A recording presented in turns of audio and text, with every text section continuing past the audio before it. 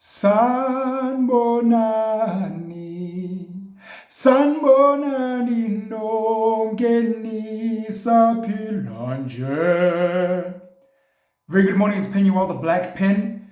Today's article comes from businesstech.co.za and was released on the 5th of January 2023. The headline is New Back to School Grant Proposed for South Africa. It was written by a staff writer, businesstech.co.za. The Pietermaritzburg Economic Justice and Dignity Group, which is the PMB EJD group, says that the South African government should introduce a special back-to-school grant in the country to assist parents with preparations for getting their kids ready for the new school year.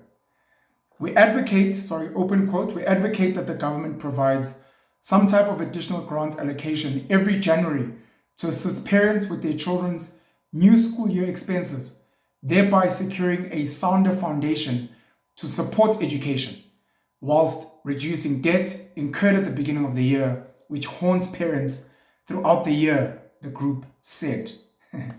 What group is this? Pietermaritzburg Economic Justice and Dignity Group.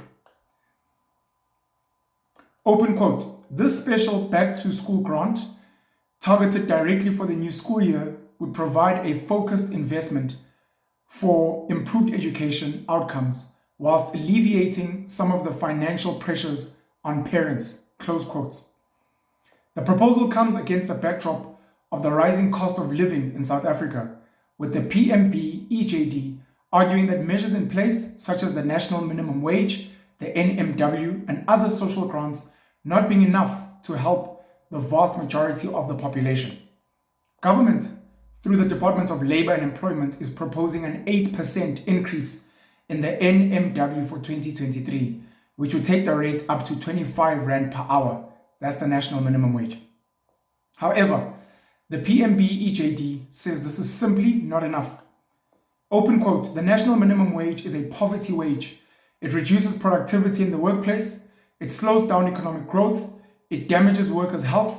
It compromises the future of workers' children. It makes workers vulnerable. It puts workers in debt, it said. Open quote, the NMW is set too low. It is not enough to cover the three core worker expenses of food, transport, and electricity, close quote. The group argued that previous NMW adjustments have not necessarily projected inflation for the coming year, but instead concentrate on what inflation was for the previous term. Inflation tracks backwards, and then just adding on a few extra percentage points above the headline inflation at a particular point in time. Open quote, this means that wages are always playing catch up. The previous year's wages are eroded by inflation of that year, and so using past inflation data again puts the workers back where they were in 2022 without protecting wages against future inflation or improving workers' wages for the upcoming year, close quote. The group said that the projected inflation for the 2023 term, at least for the three core worker expenses of food, transport, and electricity, should be considered in the annual NMW adjustments. Open quote. Further, the objective for the wage increases should be clear. Part of the original NMW mandate was to progressively improve the baseline wage of low-paid workers, and hence an element of justice to right the apartheid legacy of low wages should be considered.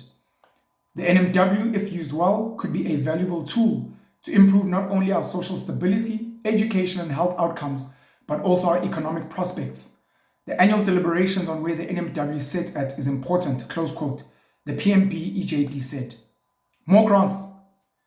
The national government is under pressure to either introduce new grants or extend and increase current ones to help South Africans make ends meet in the face of high levels of inflation. So far, the 350 Rand Social Relief Distress Grants, the SRD grant, has been extended to March 2024 in a bid to give a small bit of relief to millions of South Africans who are still struggling to find work following the 2020-2021 COVID-19 pandemic and lockdown. However, the ANC wants this grant to become a permanent fixture in the country's social projects and form part of a universal basic income grant. Research done by the Department of Social Development has seen this as a viable avenue to decrease poverty in the country though it would have been funded by taxpayers for it to be a success. President Cyril Ramaphosa indicated in December that the National Treasury is also currently modeling a new grant to assist job seekers in the country.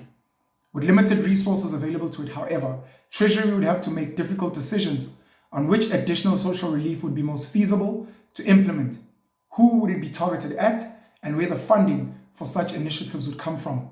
South Africa has over 18 million grant beneficiaries.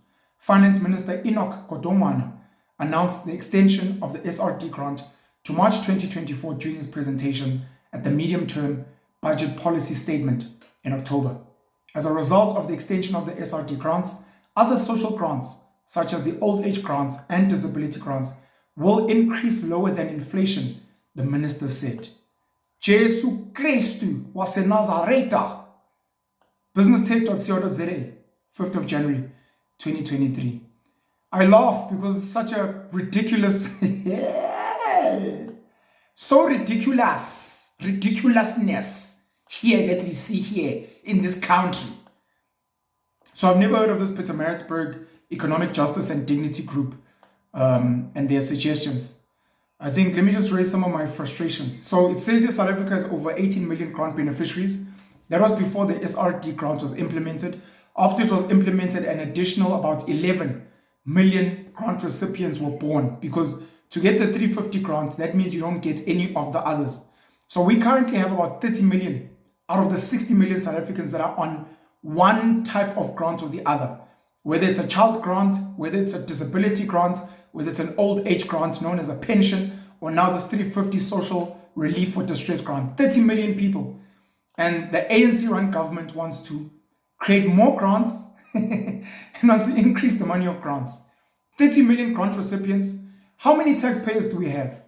Arguably, we've got about 6 million registered, but in effect, we only have about 3 million that pay, and you find about 1.9, let's say 2 million that pay up to 85 to 90% of personal income tax, which is one of the bigger tax revenues next to value-added tax, which is VAT of 15%, and next to corporate income tax, which is CIT at 28%. We want about 2 to 3 million people to carry the weight of 30 million South Africans in this country. And the ANC, Cyril Ramaphosa, Finance Minister Enoch Godongwana, want to increase this. My first frustration. The second one is old people and disabled people are going to be suffering because of this new 350 that has been expended. These are old people who generally cannot work, and these are disabled people who are unable to work that are going to be receiving an increase below inflation. And for those of you that don't know, inflation is this thing that the price of things keeps going up. It is one of the fanciest and one of the smartest ways for the elite and the rich to steal money from the poor, because their assets, their properties, rental properties, their businesses, their livestock, their farms, all those things don't lose value. If anything, those things increase in value. But your money, your 10 rand that could buy a loaf of bread can no longer buy a loaf of bread. And that's how they steal money from the poor and the middle class. It's fucking disgusting. On top of this, these are consequences now of the lockdown, which a lot of us argued was a pile of bullshit. The lockdown that we had, not just in South Africa, but in the rest of the world. They are not taking accountability. They are not saying what we did was wrong. We've damaged businesses. We've put people in poverty. Instead, they want to whack the same taxpayers that they've been whacking again. They are not creating jobs. They are not creating an environment that stimulates the economy. That's your current leadership, unfortunately. What else do I want to raise here? The 350 for the social relief distress grant is going till March 2024, which is just convenient because that's around about the time when there's going to be national elections. And this is basically like the ANC saying, if you keep voting for us, we'll keep giving you free money. Anyone who receives the grants of these 30 million people would be stupid to not vote for the ANC. The ANC is giving you an RTP house. The ANC is giving you free healthcare, free medicine. It's giving you free schooling for your children. Your children get fed for free at these schools. Some of these schools give children free school uniform. They give children stationery. And then over and above that, they go and they give you free money. Gratis. You don't have to vote.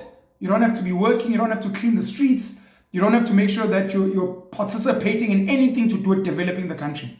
As long as you're poor, boy, the ANC will give you money. You would be a retard to not vote for the ANC, and this is how the ANC retains power.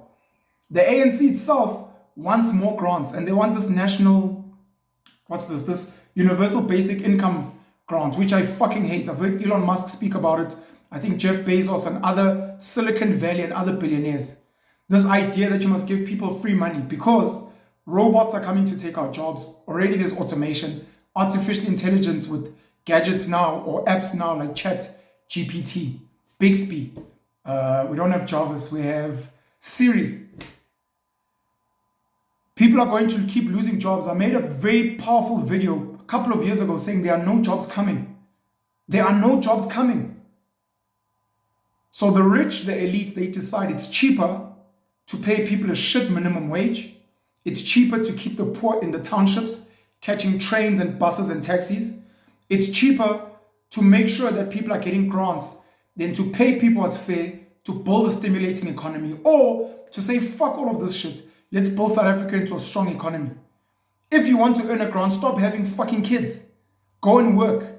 Stop giving people money for food. Give people land. Teach them how to grow food for themselves. And not only will you lower the social welfare, you will also create an economy where people can export things. Change the schooling system so that people are learning hard, real skills. We've got 40% graduate unemployment. You're still sending kids with NSFAS to study for free, but they come back with useless qualifications in an economy that's not being stimulated. Good luck to the taxpayers. I hope one day you catch a fucking wake up and you stop being scared of this government, of the poor, of the rich, and you rise up and you say enough is fucking enough. Penuel the Black Pen. Tragic.